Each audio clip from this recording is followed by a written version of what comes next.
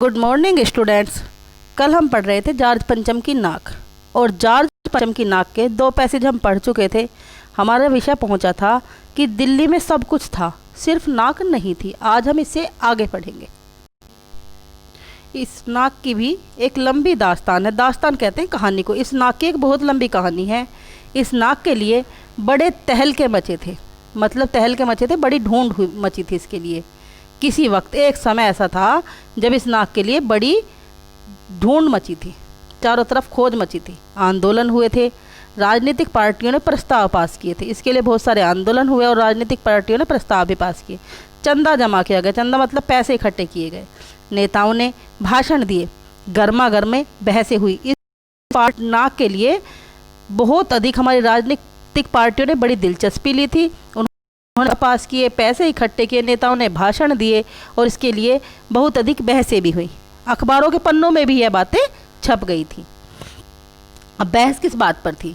बहस इस बात पर थी कि जॉर्ज पंचम की नाक रहने दी जाए या हटा दी जाए। बहस इस बात पर हो रही थी कि जॉर्ज पंचम की नाक को लाट में रहने दिया जाए या उसे हटा दिया जाए। और जैसा कि हर राजनीतिक आंदोलन में होता है, कुछ पक्ष में थे और कुछ विपक्ष में, ज़्यादातर लोग खामोश थे। अब बच्चों, कोई भी बात जब रखी जाती है तो सभी व्यक्ति एक बात को एक्सेप्ट नहीं करते। कुछ बच्चे उस बात को मानते हैं, कुछ व्यक्ति उस बात को मानते हैं जो उसके फेवर में होते हैं, और कुछ ऐसे होते हैं जो उसके फेवर में नहीं होते। तो ऐसा ही जॉर्ज पंचम की नाक के साथ भी हुआ। कुछ व्यक्ति उस बात को मानने वाले थे और कुछ ना मानने वाले थे, और जो सबसे ज़्यादा संख्या थी वह चुप रहने वाले लोगों की थी। खामोश रहना, चुप रहने वाला। खामोश रहने वालों की ताकत दोनों तरफ थी। जो व्यक्ति चुप थे उनकी ताकत दोनों तरफ थी। यह आंदोलन चल रहा था। जॉर्ज पंचम की नाक के लिए हथियारबंद पहरेदार तैनात कर दिए गए थे। यह आंदोलन चल रहा था तो उस समय जॉर्ज पंचम की नाक को बनाने के लिए हथियार लिए हुए उसके लिए पहरेदार खड़े कर दिए, गार्ड खड़े कर दिए वहाँ पर। क्या मजाल कि कोई उनकी नाक तक पहुँच जाए। क्यों खड़े कर दिए? कि कोई भी व्यक्ति जॉर्ज पंचम की नाक को उस लाट से न उतार ले। हिंदुस्तान में जगह जगह ऐसी नाकें खड़ी थी जिन पर लोगों के हाथ पहुंच गए और उन्हें शान शौकत के साथ उतारकर अजायब घरों में पहुंचा दिया गया, चिड़ियाघरों में। कहीं कहीं तो शाही लाटों की नाकों के लिए गुरिल्ला युद्ध होता था। गुरिल्ला युद्ध वह युद्ध होता है जो छुप कर किया जाता है। तो कहीं कहीं शाही लाटों पर जो शाही व्यक्ति थे, उनकी जो लाट बनी हुई थी पत्थर की, उनकी नाक को बचाने के लिए गुरिल्ला युद्ध तक होते थे, छुपकर युद्ध तक हुए। उसी समय यह हादसा हुआ। हादसा होना, घटना होना, यह घटना भी उसी समय की है। इंडिया गेट के सामने वाली जॉर्ज पंचम की लाट की नाक एकाएक गायब हो गई। एकाएक अचानक। जो जॉर्ज पंचम की इंडिया गेट के सामने लाट बनी हुई थी, लाट पत्थर की बनी हुई मूर्ति को लाट कहते हैं, उस पर जो नाक थी वह नाक वहाँ से गायब हो गई। हथियारबंद पहरेदार अपनी जगह तैनात रहे, खड़े रहे। जो हथियार लेकर पहरेदार खड़े थे वे वहाँ से टस्से मस भी नहीं हुए, वे भी वहीं थे। गश्त लगती रही और लाट की नाक चली गई। उन लोगों को सामने उन्हें पता भी नहीं चला, और जो मूर्ति की नाक थी वह गायब हो गई। अब रानी आए और नाक ना हो, एकाएक परेशानी बढ़ी। अब यह लोगों के सामने बहुत विकट समस्या, बहुत बड़ी समस्या आई कि रानी दौरे पर आने वाली हैं और लाट पर नाक ना हो। बड़ी सरगर्मी शुरू हुई।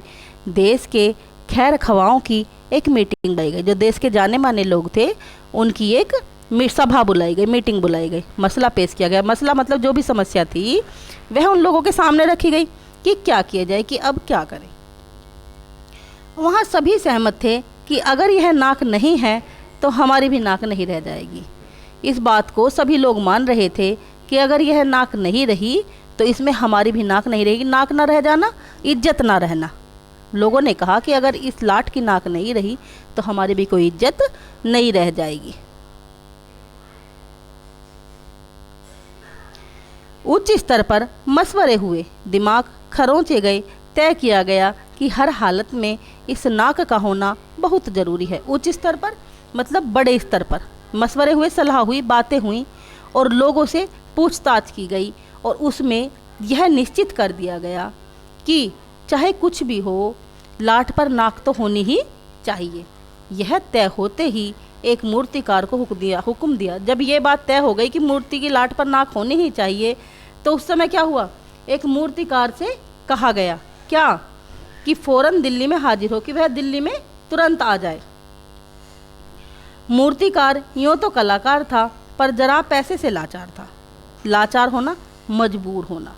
मूर्तिकार बहुत अच्छी मूर्तियाँ बनाता था, पर वह बेचारा मजबूर था, उसके पास पैसे नहीं थे। आते ही उसने हुक्कामों के चेहरे देखे, अजीब परेशानी थी। हुक्कामों, हुक्म देने वाले, कुछ लटके थे, कुछ उदास थे और कुछ बदहवास थे। मतलब लोगों के चेहरे देखे देखे जब उसने, मूर्तिकार ने आकर के, तो उन कुछ लोग तो ऐसे थे जिनके चेहरे मुरझाए हुए थे, कुछ ऐसे थे जिनके चेहरे उदास थे, और कुछ जो चेहरे थे वे कुछ बोल ही नहीं रहे थे, उनकी हालत ही नहीं थी कुछ कहने सुनने की। उनकी हालत देखकर लाचार कलाकार की आंखों में आंसू आ गए। तभी एक आवाज़ सुनाई दी, मूर्तिकार, जॉर्ज पंचम की नाक लगानी है। उनकी हालत को देखकर जो लाचार कलाकार था, जो मजबूर कलाकार था, उसकी आंखों में आंसू आ गए और उसे एक आवाज़ सुनाई दी। क्या आवाज़ थी वो बच्चों? मूर्तिकार, जॉर्ज पंचम की नाक लगानी है। किसी व्यक्ति ने कहा कि जॉर्ज पंचम की नाक लगानी है। मूर्तिकार ने सुना और जवाब दिया। मूर्तिकार ने यह बात जैसे ही सुनी, उसने तुरंत कहा, नाक लग जाएगी, पर मुझे यह मालूम होना चाहिए कि यह लाट कब बनी और कहाँ बनी। इस लाट के लिए पत्थर कहाँ से लाया गया? मूर्तिकार ने जवाब दिया था, मूर्तिकार ने कहा था कि ये तो कोई बात नहीं, चलो लाट की नाक तो लग जाएगी, पर मुझे ये बताओ ये पत्थर कहाँ से आया था और कब आया था और कब ये मूर्ति बनाई गई थी। सब हुक्कामों ने एक दूसरे की तरफ देखा। एक जी नज़र से ने दूसरे से कहा, यह बताने की जिम्मेदारी तुम्हारी है। अब सब व्यक्तियों ने एक दूसरे की तरफ देखा और एक दूसरे से कहा कि यह सब बताने की जिम्मेदारी जो तुम्हारी है। खैर मसला जो था, वो जो बात थी, वह हल हो गई। एक क्लर्क को फ़ोन किया गया और इस बात की पूरी छानबीन करने का काम उसे सौंप दिया गया। अब किसी क्लर्क को फ़ोन किया गया और क्लर्क से कह दिया गया कि तुम इस सारी बातों का इनका पता लगाओ, पूरा मतलब जो मामला है छानबीन करो इसकी, कि ये मूर्ति कब बनी थी, पत्थर कहाँ से आया था और किसने मंगवाया था।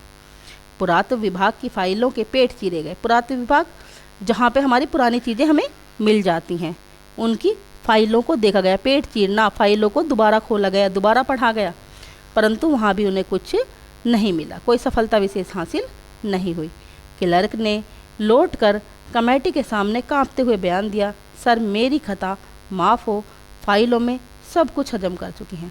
अब क्लर्क जो है, इसने निराशा भरे शब्द कह दिए। इसने कहा कि फ़ाइलों में मुझे कुछ नहीं मिला है, जो फाइलें हैं उनमें सब कुछ समाप्त हो चुका है।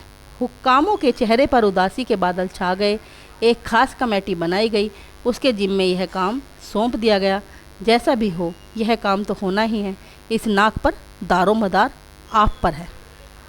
अब जो व्यक्ति थे, जो इस काम को करवाने वाले थे, वे उदास हो गए क्योंकि सफलता नहीं मिली। जब क्लर्क ने मना कर दिया कि भाई मुझे नहीं पता, क्योंकि फाइलों में कोई सबूत हमें इस चीज़ का नहीं मिल पाया है, तो जो व्यक्ति थे, जो इस कार्य को करा रहे थे, उन्हें बड़ी दुख हुआ। फिर इसके लिए उन्होंने दोबारा से एक महत्वपूर्ण, एक खास कमेटी बनाई और उसका जिम्मेदारी, उस काम को करने की, उस लाट की नाक को ढूंढने की जिम्मेदारी उस कमेटी को दे दी गई कि कैसे भी हो और कुछ भी हो, ये काम होना चाहिए और किसी भी तरह जॉर्ज पंचम की नाक लगाई जाए। आखिर मूर्तिकार को फिर बुलाया गया। उसने मसला हल कर दिया। वह बोला, पत्थर की किस्म का ठीक पता नहीं चला तो परेशान मत होइए, मैं हिंदुस्तान के हर पहाड़ पर जाऊंगा और ऐसा ही पत्थर खोज कर लाऊंगा। अब मूर्तिकार ने को जब दोबारा बुलाया गया तो मूर्तिकार ने कहा कि कोई बात नहीं, अगर नहीं मिली है, वह पत्थर नहीं मिल पाया तो कोई बात नहीं, उसके लिए परेशान मत हो, मैं फिर दोबारा पहाड़ पर जाऊंगा और कहीं से भी खोज कर उसी पत्थर को लेकर आऊँगा जिसका यह नाक बनी हुई थी पहले। कमेटी के सदस्यों की जान में जान आ गई। जान में जान आ जाना, खुशी हो जाना। सभापति ने चलते चलते गर्व से कहा, ऐसी क्या चीज़ है जो हिंदुस्तान में ना मिलती हो। अब सभापति जो है उसमें भी जोश आया और उसने कहा, ऐसी कौन सी चीज़ है जो भारत में नहीं मिलती। हर चीज़ इस देश के गर्भ में छिपी हुई है, इस देश में हर चीज़ छिपी हुई है। ज़रूरत खोज करने की है, खोज करने के लिए मेहनत करनी होगी। अब सभापति ने कहा कि हमारे देश में हर चीज़ छुपी हुई है, लेकिन उसके लिए हमें उसे ढूंढना पड़ेगा और ढूंढने के लिए हमें मेहनत करनी पड़ेगी और मेहनत का फल हमें ज़रूर मिलेगा। आने वाला ज़माना खुशहाल होगा। यह छोटा सा भाषण फ़ौरन अखबारों में छप गया और ये जो सभापति का छोटा सा भाषण था यह उसी समय के अखबारों में छाप दिया गया। धन्यवाद। आगे का हम कल पढ़ेंगे।